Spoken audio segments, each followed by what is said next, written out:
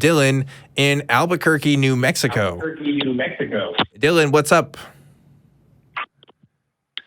Hi. Hey. Am I on? Yes, you're on. What's going on, man? Hey.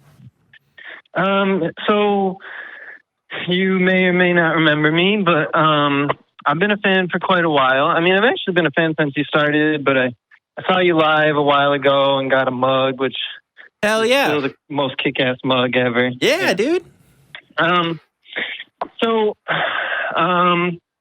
I wanted to talk about paranormal investigations or Okay. paranormal versus supernatural Perfect. stuff. Yeah, tell me about that. All right. To start with, the definition that I found, just Google it. Paranormal was events that are attributed to something beyond the scope of normal scientific understanding. Mm-hmm. And I think I buy that. I think that makes sense to me.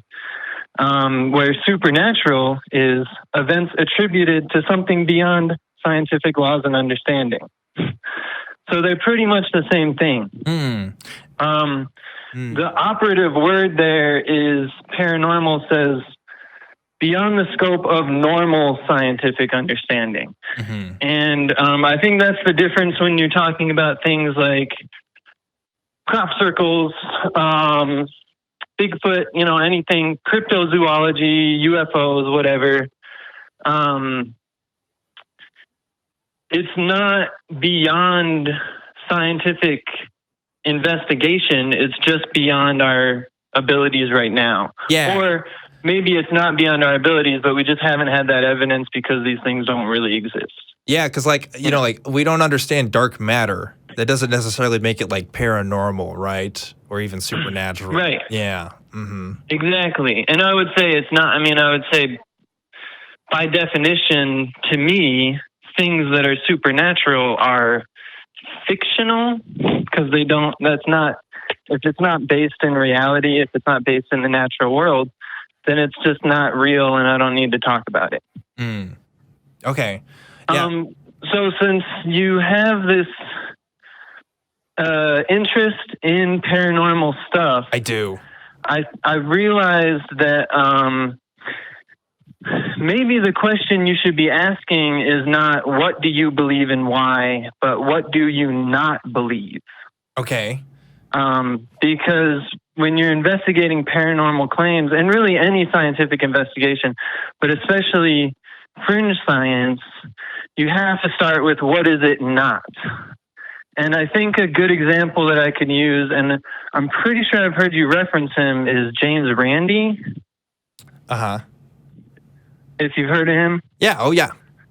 Yeah. Yeah. So he does a really good job.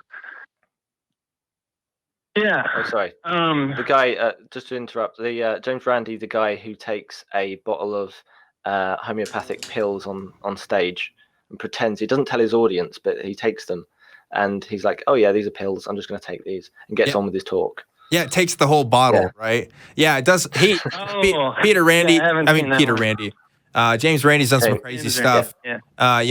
In case you're not familiar, like he exposed Peter Popoff that he was claiming that he was getting stuff from God, and he found like the radio frequency that he was getting into his ear. And he has some crazy magic tricks and stuff online. He's an interesting character.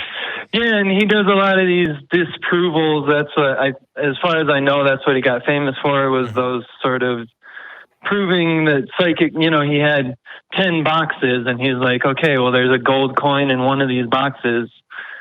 Beat random chance. And normally people couldn't beat random chance. Yeah.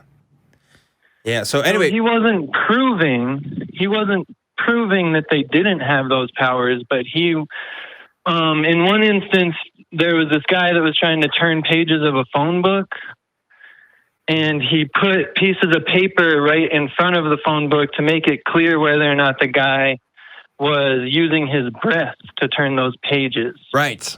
Yeah. So I'm just kind of getting a sense here of your call in general, Dylan. Like, so are you saying that I, as a skeptical person, should talk more about what I don't believe rather than I do believe? Is that what you're kind of getting at? No, I'm just saying, so when I called in before and talked about crop circles. Right. I do remember that. And I have gone back and done some more research, and I've gotten caught up in a couple other things on the way. I just looked into those pyramids in Antarctica that people were reporting, which is not, I mean, obviously those are easy to disprove. Oh, but okay. Things like, that's a new one for me. Yeah, that was a story to Alien 1, wasn't it? I don't know. Don't go into that tangent, though. Keep going. Keep trucking along. Okay. Ignore us. No, so just anything. So, like, I think crop circles are a good example because or even extraterrestrials are a better example. And I don't associate crop circles with extraterrestrials. I don't have a position onto whether or not extraterrestrials exist, but I know what they are not. And that's any portrayal of an alien that I've ever seen in the media. Yeah. It seems to me that... And I can... Yeah, I was just going to say, the whole crop circle thing is interesting to me because it seems to me if there was some sort of extraterrestrial life or even like extra-dimensional life, the last thing we would find out about them is that they're leaving crop circles all over the globe. Like, it seems like we would have some other information about them first before finding all of this other stuff, right? I don't know. That's just my first inclination. No, I think so, too. The reason why crop circles interest me is not what I think caused them, but what I know did not cause them. Okay. And there are crop circles on the planet that I know were not made with boards and planks. Now, they may have still been made by people, but they would have been people with some sort of weird radiation gun, maybe, or some sort of a drone that emitted really high energy and high temperature radiation, something like that. I wouldn't make that. I wouldn't say it is that, but I know for sure that it's not boards and planks. I'm also pretty sure that crop circles are not extraterrestrials. Okay. I can say that pretty much for certain. So it's not an extraterrestrial force. And let me ask you, just for consistency's sake, why do you not think it's extraterrestrials? Why do you choose humans over extraterrestrials? Well, I wouldn't necessarily say it is humans, but I would say it's not extraterrestrials for the same reasons you're saying. Extraterrestrials is something that, I mean, they may exist, but I do think that if they were coming down, if extraterrestrials are making crop circles at the rate that crop circles are appearing, we would definitely have evidence of that. We would have some sort of footage that was verifiable and from, many people or something. We'd have something to go on, is my assumption. The reason why the strongest reason why I don't think crop circles are made by extraterrestrials is because there's never been any evidence of any sentient extraterrestrial being on Earth. So I just don't think we should go there. Yeah, like we've always seen crop circles. We've never seen the rest of the stuff that should come with the crop circles if it's extraterrestrials, right? Yeah. Right. If it's extraterrestrials, you'd expect to see some giant, hopefully colorful light beam or something, or maybe just a big sign saying, here's where the aliens keep their stuff. Yeah. Well, it's like, okay, so if are they trying to make a message to us or not? Because like, unless they're trying to live in the realm of plausible deniability, but it's like, what's the point of that, right? Like, why would an alien, if they're trying to send a message to us, why would they want to be as ambiguous as with a crop circle? Like, we got cell phones, like they can text us or something. I don't know. Like, we have like the crop circles have some crop circle, and that's one of the things that's really interesting. Mm-hmm. The more you look at them, the higher the complexity becomes apparent. The more the complexity becomes apparent, because some of the crop circles are very, very mathematically complex, and obviously we, as humans, we have the ability to understand those mathematical relationships. Like there'll be things where there's a single tangent line that's hitting like 4 different circles or something. I don't know if you've ever I don't know if that means anything to you. When it comes to like that kind of stuff, I wish we talked about like ghosts and stuff more. Back in the day, I was really into like Ghost Hunter and stuff like that. Only just because I love that stuff, dude. And only because I lived in the ambiguity as a kid where I didn't really know whether or not ghosts were like real. And so, it's really exciting and entertaining. Like, ooh, like what are they going to find next? And then you learn a little later about, the most of it's faked and stuff like that. And then it becomes like, wow, like these are just grown men running around in an old building, like making some spooky noises and stuff like that. Yeah. It's kind of a different perspective after a while. But the alien stuff, man, I feel like because I feel like the common person has like a ghost belief. I feel like that's more common. I feel like when you get into alien territory, you start to the parts of humanity kind of come out a little bit. You know what I mean? You hear some of the weirder stories with aliens than you do with ghosts. Yeah, and I don't really think that I've ever heard somebody relay. Well, okay, they're actually, I've done a fair amount of research into extraterrestrials. The stories that I find the most interesting are the stories that are kind of the least understandable, where like an alien will appear that's like looks like a giant, calcified turd or something, and it just exists, and we don't. It's just like, what the hell was that? I don't know, but that's what happened. And not that I think those are real either. I mean, that's something that I dismiss pretty much offhand. Anytime someone presents just eyewitness testimony, it's a fun story, but that's pretty much the end of it. Sure. And that's why, so as far as extraterrestrials, I know for a fact that extraterrestrials, if they exist, would not be bipedal animals that look, all the extraterrestrials you see in movies basically look like humans.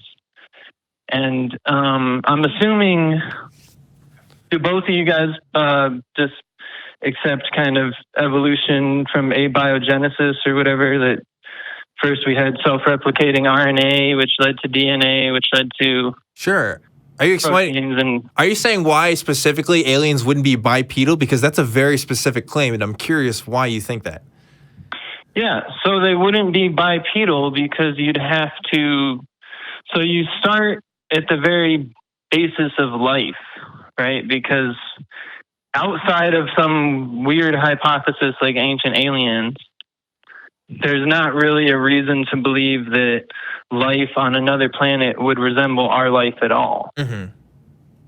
So to make any estimation of what life would look like, we would have to kind of build, we'd have to model it from scratch based on something other than our own carbon-based backbone. Like, it might even still be a carbon-based chemistry, but I don't think it would be DNA, because the odds of that occurring are basically zero. They're not odds that you would have to consider. A DNA molecule is something that is not going to just happen on another planet. Unless, there's like, obviously there are things that could make me change my mind. But based on what I know about chemistry, how those molecules form is based on random chance and just stabilities in the molecular shape. So the fact that anything that you would see would resemble life on Earth is basically a zero chance. Yeah, in my mind. Yeah, I agree with you. Because there's so much in between. That seems to make the most amount of sense to me. But I want to turn the mic over to David and see his thoughts on this. The crop circle phenomenon. I'm sure that's not something you talk about too much on the David Worley podcast, huh? Yeah, the crop circles maybe not so much. I am very interested in this argument to do with aliens, though, because have you heard, Dylan, about Neil deGrasse Tyson's speech about whether there's going to be like alien life out there or not? No, I haven't heard that, but I'd be pretty interested to. I'll probably bookmark it right now. Yeah, it should be fairly easy to find. So the basic gist of it is the most common elements in the universe that we know of are things like hydrogen, carbon, oxygen, and helium, which doesn't interact with anything. Now, if you put those, I don't know, I can't remember from top of my head because it is 2 a.m, but if you put all those in order of how common they are, I think hydrogen would definitely be at the top. You end up with the exact same list of all of those elements in us. So the most common element in us is hydrogen, etc. Yeah, definitely. And so it stands to reason that bonds are common. We've seen those on other planets as well. So we might find carbon-hydrogen bonds. Yeah, so to extend that logic... Oh, you can go for it if you like. No, I'm sorry, I cut you off. I was just saying that's what most of our chemistry is based on, is carbon-hydrogen bonds, and then we pull our energy from there. That's how our body uses ATP. We're breaking those bonds. And so I do think that would be pretty common because we've seen those sorts of things, I think, in weather patterns and also on Mars. But I don't know the chances of, if this is where you're going, and you can stop me at any time because I am sorry I cut you off. If where you're going was the chances of DNA occurring could be high, I would argue that they are not high. And that is something that I don't know for a fact, but I am making the argument, I think, I'm also trying to keep the conversation going and everything. So yeah. I would base that on the fact that we are trying to do this. We've been trying to create RNA from a soup for a really long time. Not too long, and I think eventually we might get it right. But that's what I'm kind of waiting to see, because I think most likely we'll find out that there's other types of chemistry, other types of molecules with similar chemistry, where the molecule itself, if it can duplicate, it might also be able to self-modify and self-replicate. And I think, to me, in a way, that's really the beginning of life. Yeah. I think you're right. If we ever did find some sort of extraterrestrial life, it would probably be on the smaller scale, right? Probably be not as developed, right? We definitely wouldn't be finding, some aliens that are going to impregnate us or anything like that, right? We could. I'm not saying that we wouldn't, but I get what you're saying, and this is the same thing I've read as well about the complexity of our molecules and stuff. The fact that even now today we have not successfully been able to completely create the same conditions that RNA might have been at millions of years ago. I know that there were experiments that have been done as early as the 60s and stuff to kind of get this stuff right. But there is still. Well, we think we have the right conditions. We just haven't gotten the right molecules out. Right. Yeah, and that's right. And there's still the kind of mystery there, which is kind of inspiring. I do wonder if we were able to do that tomorrow, how much that would affect kind of the way that we think about evolution, the way that we think about ourselves and the universe and stuff like that, if that would even change people's minds. Because I do know that there are people who point this out as an argument that say, well, see, not even the atheist scientists can build the molecules together yet, right? And it's like, well, that's because this is God's creation, and we're super special and unique and magical, and everything is awesome. But but they failed to realize how far we have come as far as like synthesizing proteins and making all kinds of artificial. Yeah, and we can. Yeah, we are doing a good job of investigating these sorts of things, I think. But I think, as far as, I guess, thanks for letting me be on so long. I'll let you guys go and take another caller. But yeah, I just think maybe as far as truth wanted, like kind of the best way to get at the truth might be asking, what people don't believe, and how do you know? Yeah, I like asking those kinds of questions too. And you're right. Maybe I need to ask those kinds of questions more. I think I tried to incorporate it in my question diet, let's say, on this show, because I want to be able to cover our bases, right? I do talk to a lot of atheists on here, but I'll occasionally ask, like, oh, why don't you believe in God or aliens or ghosts or whatever? Because you may find that, there's going to be a common thread of reasons, but every once in a while you'll find that people may share the same beliefs as you do, but they've come to it in a completely different way. And that way may be better or worse than the one that you've already had. I'd rather people believe, I wouldn't want to live in a world where people believe in the same things as I do for bad reasons, right? I want people to believe in things for good reasons. And of course, how we determine good reasons is a whole other discussion. But the point is, it's not enough for people to think the same way that I do. It all comes down to the whys, right? The hows and the why kinds of questions. And I definitely think we need to ask more of those kinds of questions in general.